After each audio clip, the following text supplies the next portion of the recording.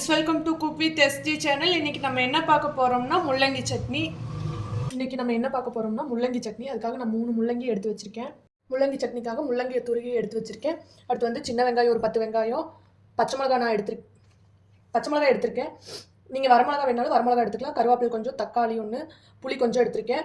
தேங்காய் கொஞ்சம் தோண்டி எடுத்து வச்சுருக்கேன். கடலப்பருப்பு, உளுத்தம்பருப்பு கொஞ்சம் எடுத்து வச்சுருக்கேன். அடுத்து தாளிச்சிக்கலாம். இப்போ வந்து நம்ம வணக்கறக்காக நான் கேஸ் பற்ற வச்சுக்கிறேன். அடுத்து வந்து நான் வந்து வரைச்சிட்டு வச்சிட்டேன். அடுத்து வந்து எண்ணெய் ஊற்றிக்கலாம் கொஞ்சம்.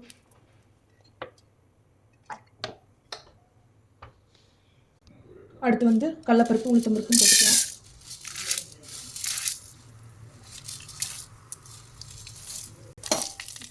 இப்போ வந்து கடலப்பருப்பும் உளுத்தம்பருப்பும் நம்மளுக்கு நல்லா வணங்கி வரணும். இப்போ வந்து கடலப்பருப்பு நமக்கு கால்வாசி வணங்கிருச்சு. இன்னும் கால்வாசி. இப்போ வந்து நம்மளுக்கு இந்த அளவுக்கு வணங்கிருச்சு. நான் கடலப்பருப்பையும் உளுத்தம்பருப்பையும் ஒரு பிளேட்டுக்கு மாற்ற போகிறேன்.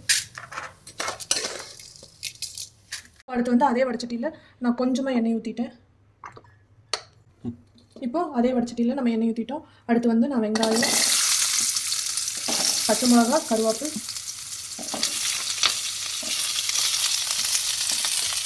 இப்போ வந்து இது ஒரு வணக்கம்.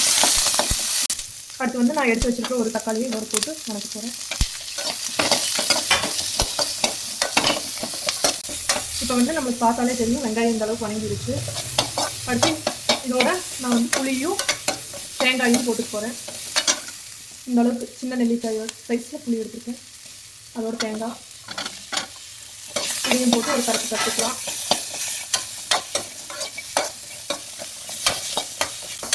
இப்போ இதோடையே வந்து நான் உப்பும் ஆட் பண்ணிக்கிறேன்.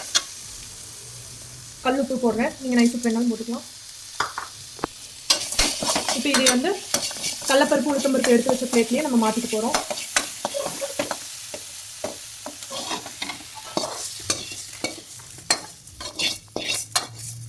அடுத்து வந்து அதே வடச்சட்டியில் நான் முள்ளங்கி துருவி வைக்கிற போட்டுட்டு போகிறேன். இது வந்து நம்மளுக்கு தண்ணி வந்து ட்ரை ஆகணும். முள்ளங்கியில் இருக்கிற தண்ணி நம்மளுக்கு நல்லா ட்ரை ஆகி வரணும். முள்ளங்கியோட பச்சை வாசமும் போயிடும். இப்போ பார்த்தீங்கன்னா உங்களுக்கே தெரியும், முள்ளங்கி வணங்கியில் இப்படி தண்ணி விட்டு வரும். அந்த தண்ணி வந்து நம்மளுக்கு ஃபுல்லாக ட்ரை ஆகும். ட்ரை ஆக வரைக்கும், தண்ணி நல்லா வற்ற வரைக்கும் அப்படியே மெதுவாக சிம்மில் வச்சு வணக்கிட்டே இருங்க. இப்போ வந்து முள்ளங்கியில் இருக்க தண்ணியெல்லாம் நம்மளுக்கு வற்றி முள்ளங்கி வாசமும் போயிடுச்சு. இப்போ இது வந்து நான் எல்லாமே ஃபஸ்ட்டு கடலப்பருப்பு, உளுத்தம்பருப்பு, சின்ன வெங்காயம், தக்காளி, பச்சை மிளகா, கருவேப்பிலை எல்லாம் வணக்கி எடுத்ததை இப்போ இதோட போட்டு ஒரு மிக்ஸ் பண்ணி போகிறேன்.